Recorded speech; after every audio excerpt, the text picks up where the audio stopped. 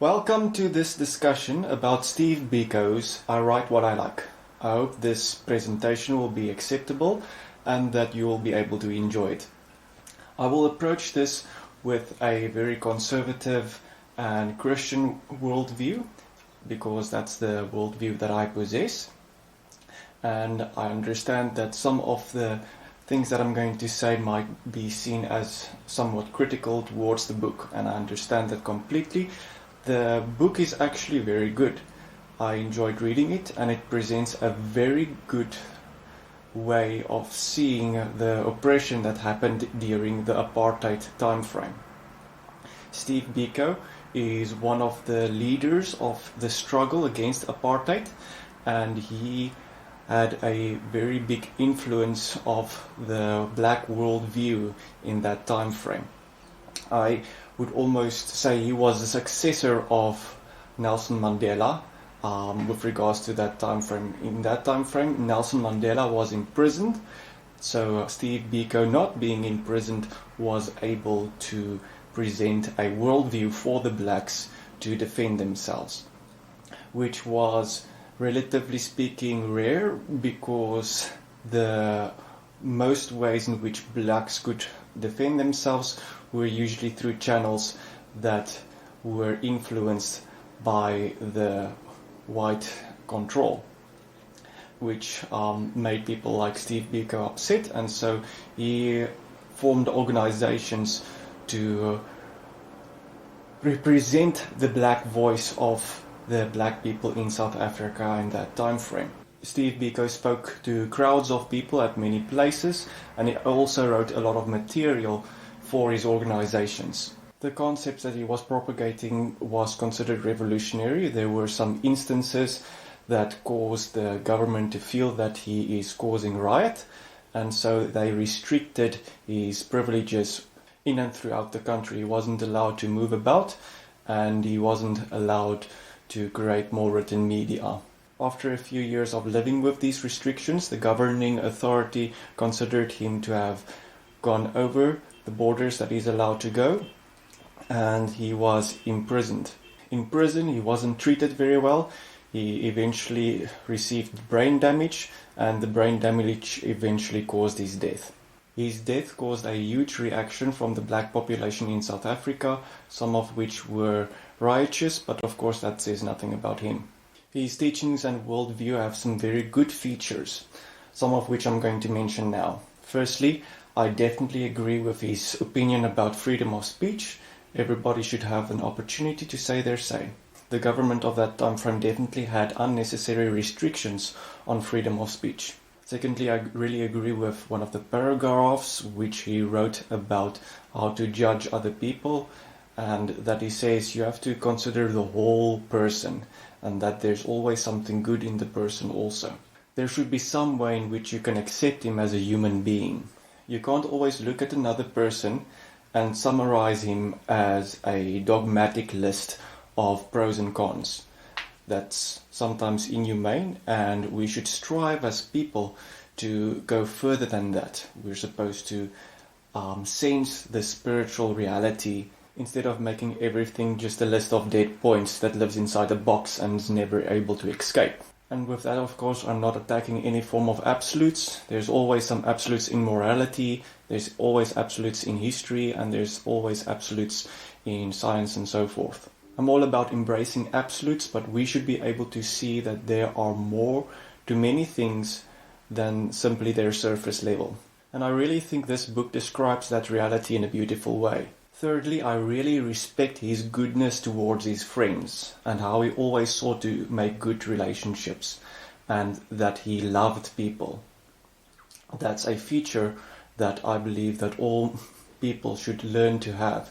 You should be able to make friends and build relationships with other people. Steve Biko was definitely able to do that, and I commend him for that. Fourthly, I love the way he always sought a practical solution to problems. He encouraged his communities to find these practical solutions and implement them. He brought people together and had them working towards a goal.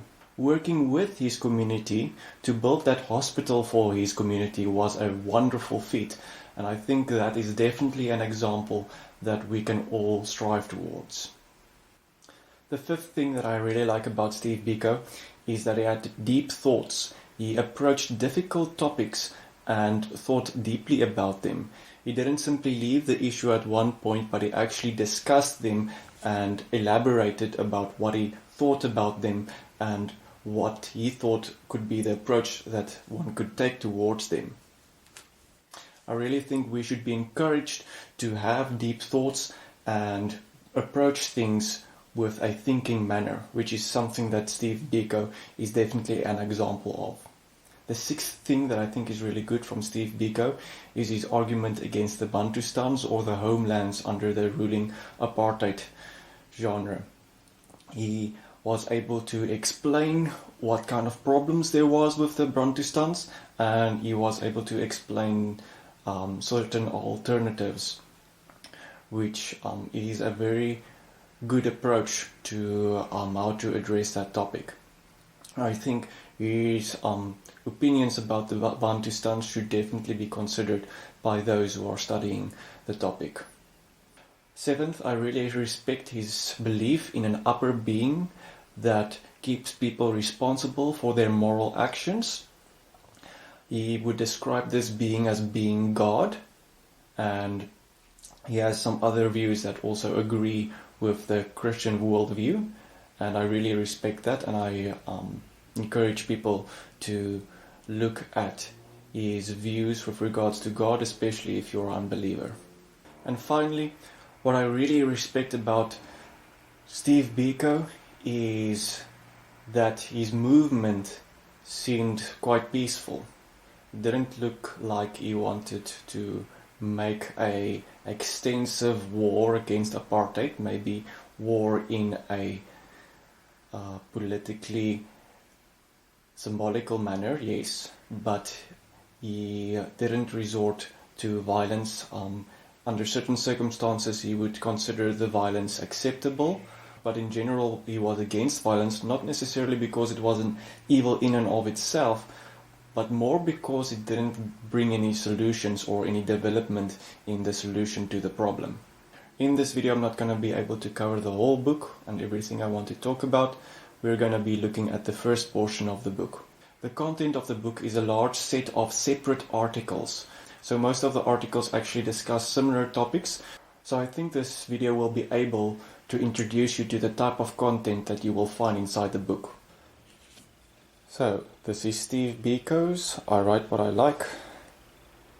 It's the 40th anniversary edition.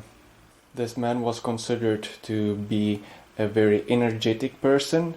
People enjoyed his presence, and he was a very talented leader.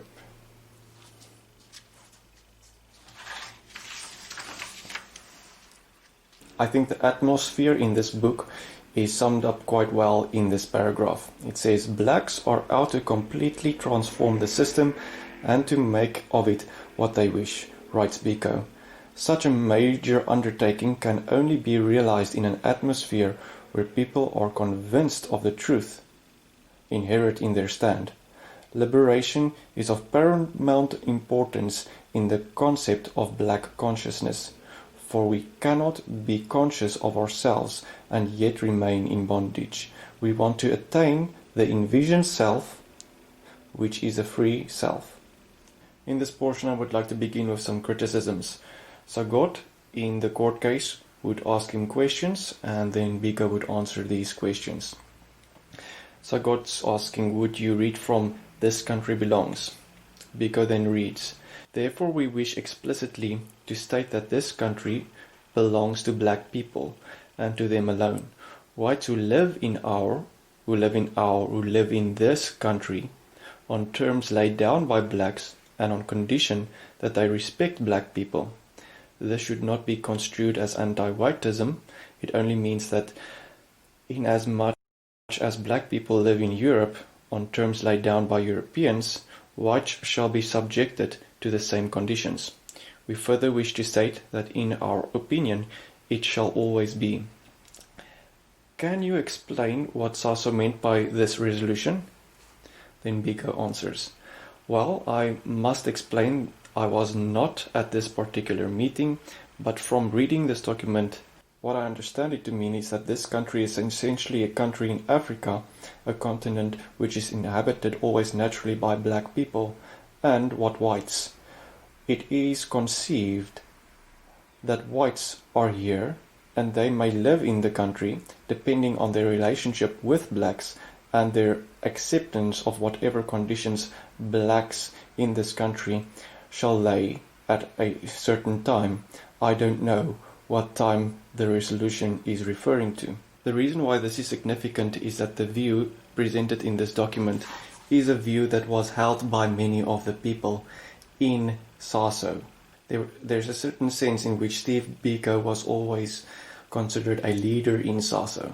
As far as I know, he never presented any criticism against those who believed that in the future blacks would have a greater right to say whether white South Africans are allowed to remain in this country. The condition over here for white people to remain in South Africa is given to be respect. But how is respect defined? Steve Biko suggests that this right will never be implemented by the blacks in the future, but I don't think the way he phrases it gives us complete peace of mind that it won't happen. Being in the beginning of the book, there's an article over here by an Indian woman talking about Steve Biko.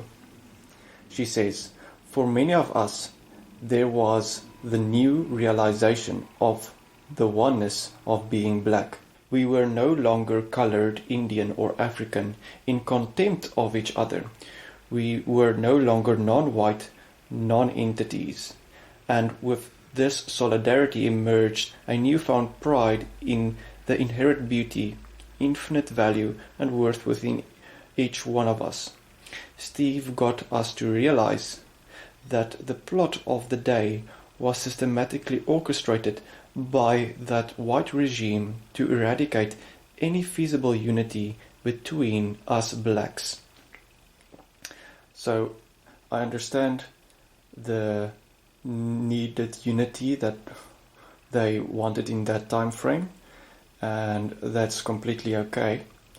The problem was with this is that they redefined the word black in terms of the reference to the race, as to mean anybody that had the same opinion as they had.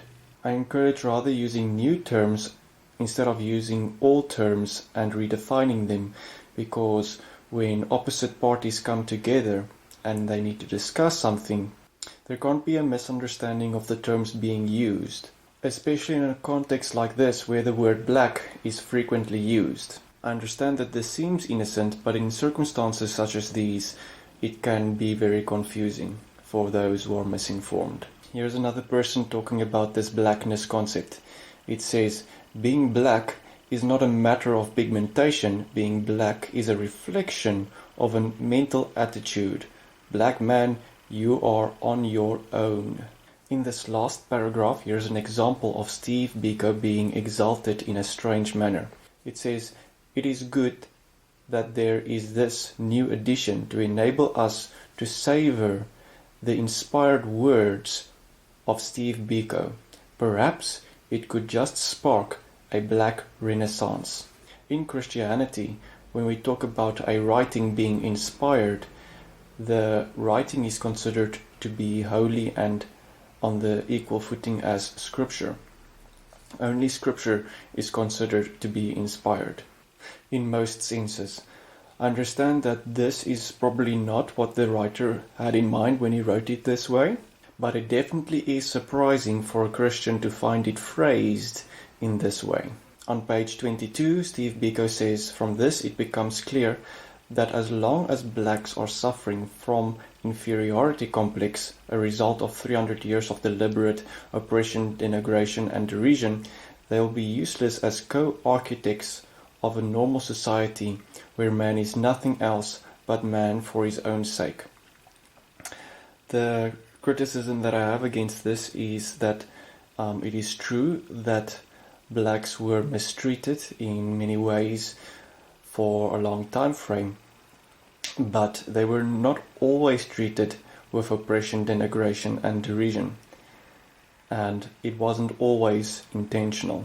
I entirely agree that all people should be encouraged to have self-worth and that they should be encouraged so that they will not have an inferiority complex. People should be equal with regards to this.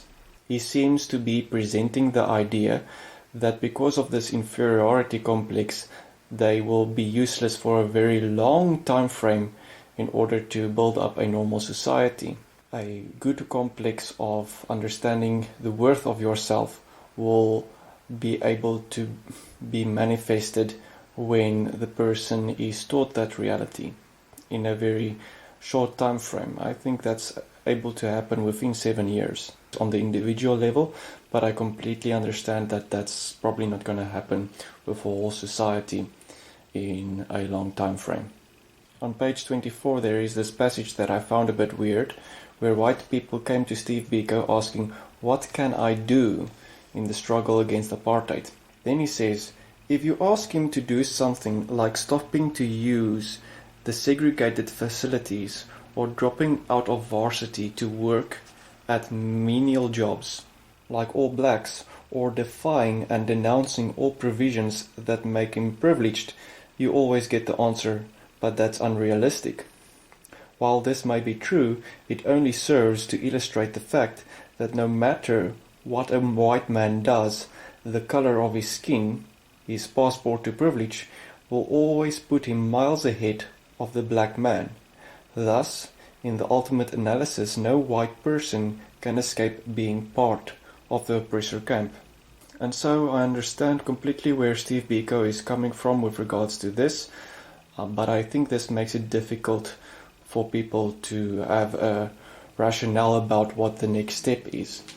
Instead of lamenting about the bad ideas of what a white person can do for the solution, let's rather focus on positive ideas that will actually work. If there is an unoppressed group that have more privileges, they should use those privileges in order to gain more privileges for those who are oppressed. It's completely fair to feel that the two groups will never be able to identify with each other. But it might be a problem to call all those who are not in the oppressed group to be part of the oppressor camp. On page 25, Steve Biko gives a comment against the black people that defend apartheid during the apartheid time frame. He said, these dull-witted, self-centered blacks are in the ultimate analysis as guilty of the arrest of progress as their white friends. For it is from such groups that the theory of gradualism emanates, and this is what keeps the blacks confused and always hoping that one day God will step down from heaven and solve their problems. I understand that there's a problem with the theory that apartheid would have gradually disappeared, but I also have a problem with Steve Biko saying that the faith in God that he would make it gradually disappear was in all cases an enemy of the solution. The whole point of freedom of speech is that multiple opinions should be able to exist. These blacks probably had a very bad opinion, but we should also be able to respect them. On page 26 he says, I am against the fact that a settler minority should impose an entire system of values on an indigenous people. And I agree with that. The only strange thing about this phrase is that he's referring to the white people in South Africa. And the white people in South Africa have been here for 150 years in the time frame he was writing this passage. It feels like when a black person comes and lives in South Africa, they are considered as part of South African society within 40 years. We've been living here for 150 years, the whites, and we're not entirely accepted yet. And so my question comes to this. When exactly are we going to be considered more than simply a settler minority? I agree that we shouldn't impose an entire system of values on South Africans, but I'm just wondering, when are we going to become South Africans ourselves? Okay. Over here on page 27's bottom it says, The liberal must apply himself with absolute dedication to the idea of educating his white brothers that the history of the country may have to be rewritten at some stage, and that we may live in a country where color will not serve to put man in a box. And I agree with a lot of this. I'm always just concerned about people trying to rewrite history, because there's a static nature of history that should always be respected, and I don't always see that concept being realized in Steve Biko's writings. Yes, there should always be studies done to see the positive values from each race and nation in the past, and so we should definitely do that for our black brothers here in South Africa, and we should respect their history. And yes, there should new books should be written, but that doesn't mean that history itself can actually change. So the history that's written down, you can't really do something about it. It should be considered as part of the recording that we have up to now. The recordings that we have are the recordings that we have, and so history remains a static thing. It might be biased in some cases, but unfortunately we need to be able to work around those biases. Over here at the bottom of page 29 it says, "Apartheid, both petty and grand, is obviously evil. Nothing can justify the arrogant assumption that a clique of foreigners has the right to decide on the lives of a majority." So over here whites are being called a clique of foreigners again. Now, I completely agree that it's an arrogant assumption that you can have the right to decide on the lives of a majority, but you're being called a clique of foreigners. That's the issue over here. When are we no longer foreigners? When can we be considered as South Africans? When are we actually allowed to live over here? When can we become citizens of this nation? Putting another writer's work in a positive light, Steve Biko says the following about that writer. He says, "One writer makes the point that in an effort to destroy completely the structures that had been built up in the African society and to impose their imperialism with an unnerving totality, the colonialists were not satisfied merely with holding a people in their grip and emptying the native's brain of all form and content. They turned to the past of the oppressed people and distorted, disfigured and destroyed it. No longer was reference made to African culture. It became barbarism. Africa was the dark continent. Religious practices and customs were referred to as superstition." There were some religious practices and customs that one would describe as superstition. There are problems with African views of ancestor worship and witch doctor solutions. Some diseases are actually incurable, and witch doctors are saying that they are able to cure these diseases. They are telling people that they are able to improve their marriage life with all kinds of vain solutions. Vain solutions such as male genital enlargements and uncontrollable love. Secondly, we are still being referred to as colonialists. We're not being referred to as people that actually live in this country and want the opportunity to become citizens. It doesn't matter that we've been living here for more than 150 years, we will remain colonialists. On page 32 again it talks about rewriting history. Obviously if you read the context you will see it's for a good cause, to build up the self-worth of black people, and that I definitely encourage. But you should be very careful with regards to what you want to do when you're talking about rewriting history, because history always remains a static thing.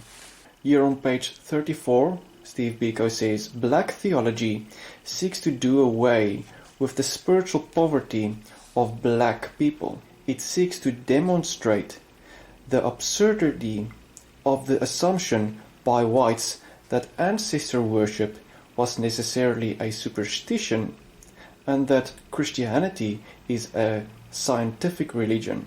Although I understand where Steve Biko is coming from, I can't agree with the way he phrased it over here, because there have been studies made with regards to ancestor worship, and it can be proven to be a superstition, while Christianity have many witnesses in history, and there is a scientific method with which you can approach the testimonies of those witnesses in history with regards to whether Jesus was resurrected and the events in the Bible. It's completely true that because of Christianity, there was given the opportunity for a scientific renaissance in Europe and throughout the world. And it's really fair, with the amount of historic information and written material, to call Christianity a scientific religion. Secondly, he says over here, "Black theology seeks to depict Jesus as a fighting God who saw the exchange of Roman money, the oppressor's coinage, in his father's temple as so sacrilegious that it merited a violent reaction from him, the Son of Man." I understand that you could perhaps misread that passage in the Bible and get that idea from that passage, but that's totally not what Jesus had in mind when he was upset about the money being used inside the temple.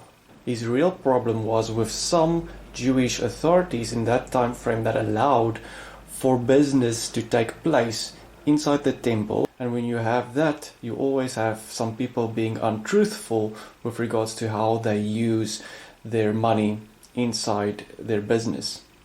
And so Jesus cleansed the temple because he had a love for the temple. The temple was the central holy building of the Jewish religion.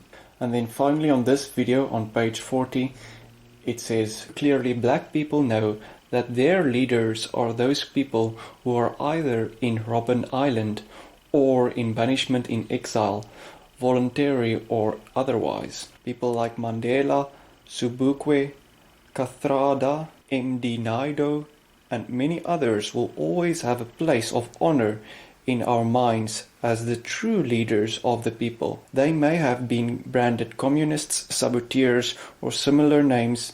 In fact, they may have been convicted of similar offenses in law courts, but this does not subtract from the real essence of their worth."